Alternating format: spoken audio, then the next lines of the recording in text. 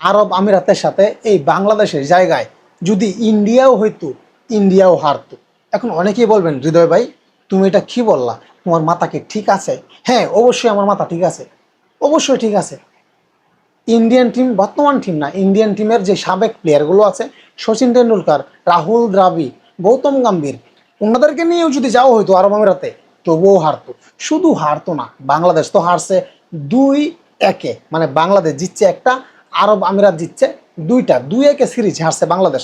কিন্তু এখানে বাংলাদেশের জায়গায় যদি আরব আমিরাতের সাথে ইন্ডিয়া হইতো, ইন্ডিয়াও হারতো। শুধু হারতো না, ইন্ডিয়া এখানে আরব আমিরাত ওয়াশ হইতো। বাংলাদেশের সাথে হারলে বলে বাংলা ওয়াশ, আরব আমিরাতের সাথে যেহেতু হারবে, তাহলে সেটাকে কি বলে? আমিরাত ওয়াশ বা আরব আমিরাত ওয়াশ, যেটাকে বলে white wash. India white wash হইতো। হ্যাঁ, অবশ্যই হোয়াইট ওয়াশ হতো। দেখেন, বাংলাদেশের প্লেয়াররা কি খারাপ খেলছে? খারাপ কিন্তু খেলা নাই। বোলিং খারাপ করছে, ব্যাটিং খারাপ করছে, করে নাই। ব্যাটিংয়ে 200 রান করছে, স্কোরবোর্ডে বাংলাদেশের ব্যাটসম্যানরা, শক্তিশালী ব্যাটসম্যানরা 200 রান করছে। সেই 200 রান চেস করে আরব আমিরাত জিতে গেছে।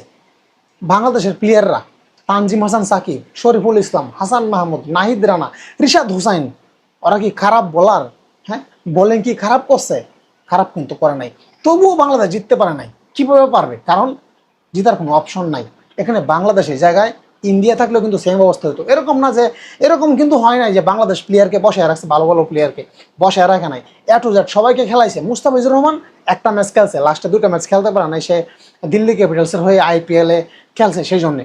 তবে তাছাড়া কিন্তু মুস্তাফিজ ছাড়া সবাই কিন্তু খেলছে, সবাই খেলছে।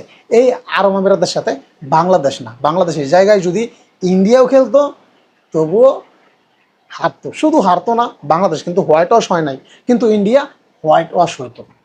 এখন আরব আমিরাতের সাথে না পারার সবচেয়ে বড় কারণ কি? সবচেয়ে বড় কারণ হচ্ছে আরব আমিরাতের ওরা খায় সান্ডা, আর বাংলাদেশের মানুষে, বাংলাদেশের প্লেয়াররা খায় আন্ডা। ইন্ডিয়ার প্লেয়াররাও কিন্তু সেম আন্ডা খায়, সান্ডা কিন্তু খায় না। আমিরাতের প্লেয়াররা খায় সান্ডার বিরিয়ানি, আর বাংলাদেশের আর ইন্ডিয়ার প্লেয়াররা কি খায়?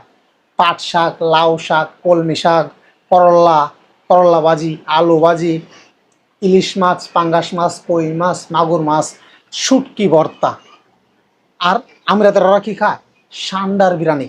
তো খাওয়া দাওয়ার মধ্যে কিন্তু একটা বিশাল পার্থক্য। ওদের এনার্জি লেভেলটা কিন্তু হাই ওদের। তো এখানে বাংলাদেশ আমিরাতের সাথে হারছে, এখানে এত আলোচনা সমালোচনা করার কিচ্ছু নাই। এই বাংলাদেশের জায়গায় যদি ইন্ডিয়া খেলতো, ইন্ডিয়াও হারতো। শুধু হারতো না, ইন্ডিয়ার অবস্থা আরও বেশি করুণ অবস্থা হতো। বাংলাদেশ হারছে 2-1, ইন্ডিয়া 3-0-তে হারতো, মানে যেটাকে বলে হোয়াইট ওয়াশ, যেটাকে বলে আরব আমিরাত ওয়াশ। তো বন্ধুরা, আপনারা অবশ্যই আপনাদের মূল্যবান মতামত জানাবেন। এই বাংলাদেশের জায়গায় যদি ইন্ডিয়া খেলতো, আরব আমিরাত ভার্সেস ইন্ডিয়া, তাহলে কি ইন্ডিয়া একটা ম্যাচও কি জিততে পারতো কি না? আপনারা অবশ্যই কমেন্টস বক্সে জানাবেন। ধন্যবাদ।